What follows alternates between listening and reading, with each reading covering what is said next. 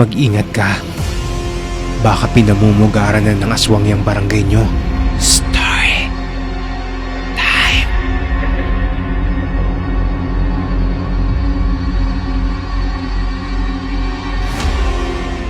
Ako si Chi, taga Mandaluyong.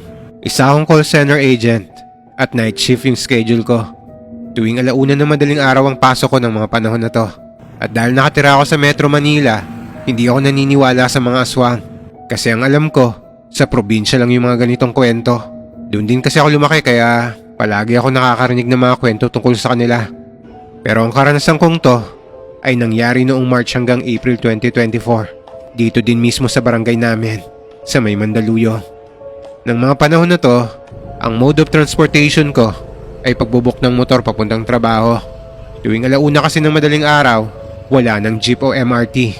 Kaya ito na lang ang ginagawa ko. At bago ako makipagkita sa rider, lalabas pa ako ng compound namin. Tapos yung compound na to, may mga ilaw naman palabas ng kalsada.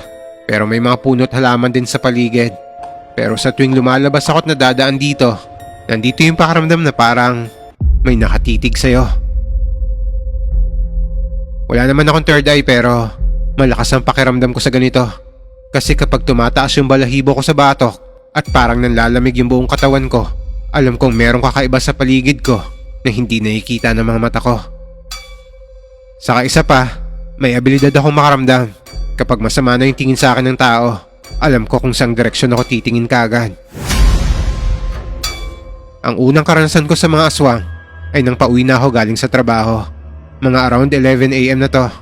Pasakay na ako nito ng MRT.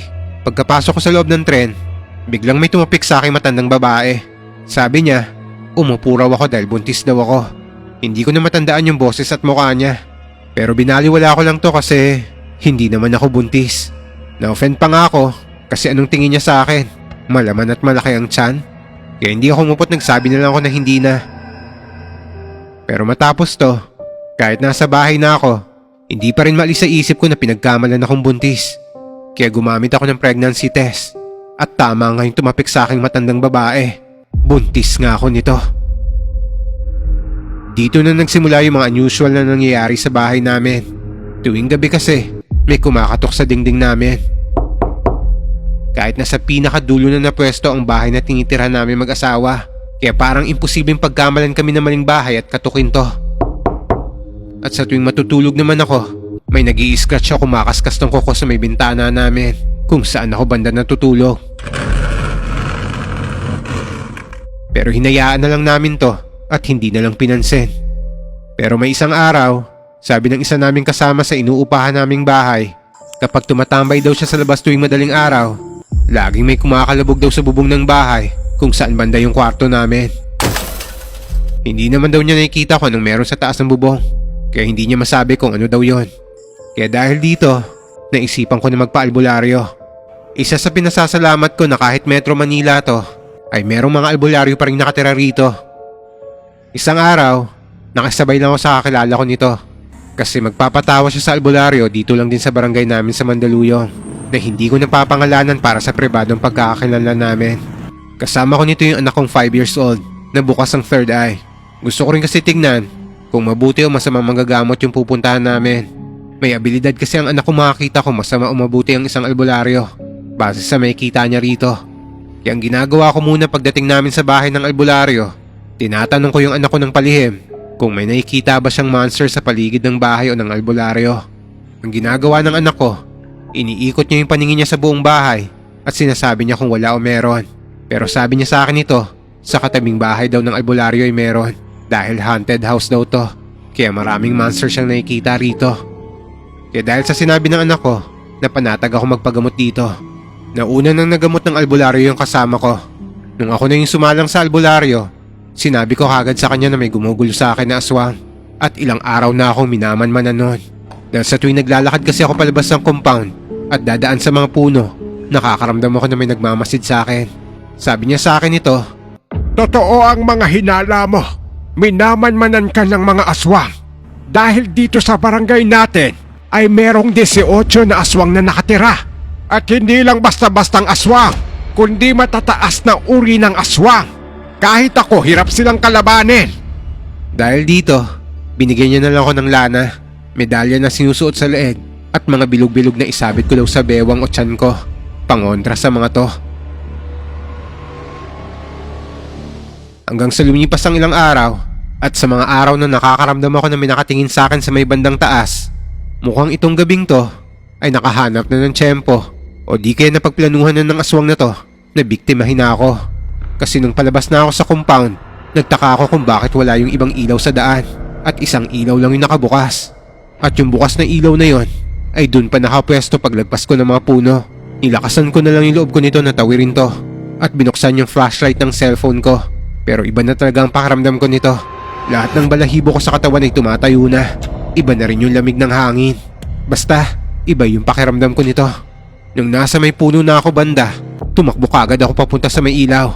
At dito ko na naramdaman at narinig na may gumagalaw sa puno na parang tumatalon to papunta sa katabi nitong puno. Kaya tumakbo pa ako ng mabilis nito hanggang sa makasalubong ko na yung binukong rider na hingal at kinakabahan. Saktong pagkita ko sa kanya, sabay kaming nagulat dahil sa malakas na kalabog sa may bubungan. Hindi tunog na bumagsak o tumalo na pusa to dahil mabigat ang tunog na yon. Parang tunog ng isang malaking tao. Ano yon? Aswang? Hindi ko na siya sinagot nito at sumakay na lang ako sa motor niya dahil ayokong matakot din siya kapag sinabi ko na aswang nga yon. Matapos ang trabaho ko ng 11 AM, dumiretso kagad ako sa albularyo. Sinabi ko sa kanya yung nangyari at dali-dali naman siyang sumama sa akin papunta sa may bahay namin. Pagkarating namin sa amin, tinaniman niya ng proteksyon ng bahay namin at nagsabi din siya sa akin na mag-ingat sa mga puno na nandito kasi may mga maligno rin daw siyang nakikitang nakatira sa mga to. Nagsabi rin ako sa albularyo na to kung pwede kong ipasara yung third eye ng anak kong 5 years old. Kaso tinanggihan niya ako kasi kusa naman daw yung sasara pag tumanda na ang anak ko. At kung hindi man daw ito magsara ay may purpose daw to. Kaya wala raw akong dapat ipangamba. Kahit nung nasa probinsya pa kami ng anak ko, ilang albularyo na rin yung pinakausapan ko na isara na yung third eye ng anak ko. Kasi lapitin talaga siya ng mga elemento. Pero ayaw nila kasi yung bata raw ay may mabuting puso at nakikita nilang magagamit niya to sa tama. Hanggang naikwento ko sa mother ko ang tungkol sa pagulo sa akin ng mga aswang. Napapagalitan pa nga ako kasi hindi raw ako naniniwala sa kanya tungkol sa mga aswang at ibang entities. Noon pa lang kasi, sinasabihan niya na ako na maglagay ng bawang at asin sa may bintana at pinto namin. Tapos baliktad na walis tingting din daw. Siya rin ang nagbigay sa akin ng holy water. Kaya lagi ko na lang binibiro sa kanya na maglalagay rin ako ng sibuyas, toyo, suka, paminta, laurel at manok para adobo na. Pero minura lang ako ng mother ko kasi kung nagkataon daw na makuha ng aswang yung bangkay ko ay papalitan daw ng katawan ng puno ng saging to. Gusto ko na lang sana siyang sagutin nito ng gataan na lang nila para may pang-ulam sila. Kaso seryoso talaga yung mother ko kasi laking ilo-ilo to. Nakaranas na rin daw kasi siyang kalabanin ng mga manananggal at ang iba pang mga aswang. At saka nung toddler pa lang daw ako at nasa ilo-ilo pa ako nito, sabi ng mother ko, sobrang sakitin ko raw noon at lapitin pa raw ako ng mga aswang at ibang elemento. Kasi nga raw, maputi raw ako. At isa pa, maganda pa daw yung pagkakakulot ng buhok ko. Nawala lang daw yung pagiging sakitin ko nang tinuwid na ako ng dagat at tumira kami rito sa Metro Manila. Ang hinala nila kung bakit ako nagkakasakit ay dahil may engkantong nagkakagusto sa akin. Dahil isang paraan daw ang pagtawid sa dagat para lubayan kanila. Isa pa sa katangian ko, parehas kami ng mother ko na may nunal sa kaliwang bahagi ng collarbone at may nunal sa kanang binte. Pinagkaibahan lang talaga ay may parte sa buko na may mga kulay puti. Simula pagkabata pa lang daw ay may puti na buhok na ako pero isang kumpol lang yun na puro puti. Para bang isang highlight. Pero pinapakulayan ko na lang to ng itim kasi nabubuli ako nung bata ako. At yung hita ko, sobrang puti rin ito.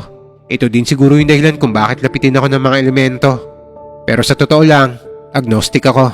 Naniniwala ako may Diyos pero hindi ako naniniwala sa mga reliyon. Kaya lagi kong pinagsasawalang bahala na lang yung bilin sa akin ng mother ko. Pero ngayong may karanasan na ako, hindi naman ata masamang sumunod sa paniniwala ng mother ko. Kasi malaki naman ang tiwala ko sa kanya at alam kong hindi niya kami ilalagay sa kapahamakan. Tungkol nga pala sa pagbubuntis ko, yung first and second trimester ko, laging sumasakit yung puson ko nito. Pero hindi naman ako dinudugo. Sa kasamang palad nga lang, kailangan ko nang i-give up yung trabaho ko. Wala na rin kasi ako maayos na tulog at pahinga. Kasi lagi ako nananaginip at binabangungot na may tao o halimaw sa may bintana namin. Kahit nakasarado naman to palagi. Ilang gabi na kasing ganun yung nangyayari at paulit-ulit lang to. Pero natigil lang ang bangungot na to nang sinabuyan ko na ng holy water yung labas at loob ng bintana namin. Naglagay na rin ako ng asin at hiniwang bawang nito. Kahit sa pinto namin, may asin at bawang na rin. Nakapanganak naman ako ngayon at healthy naman si baby. Mukhang hindi talaga nagtagumpay yung aswang sa pagkuha sa baby ko sa sinapupunan. Pero masasabi ko lang, magaling na pregnancy test ang mga aswang. Dahil early weeks pa lang, alam na nila kung buntis ka o hindi. Yun nga lang, iba yung trauma na magagawa nila kapag namarkahan ka na nila. Kasi mula na mangyari sa akin ng insidenteng yon, hindi na ako nagpapagabi o lumalabas ng 6 PM onwards. Bahala na yung trabaho. Makakahanap naman ako ng work from home o di kaya day shift na trabaho na lang. Hindi ko na rin babanggitin kung saan barangay sa Mandaluyong to dahil ayokong makabuo ng takot dito sa barangay namin. Basta isa lang ang sigurado ko, may aswang dito sa Mandaluyong.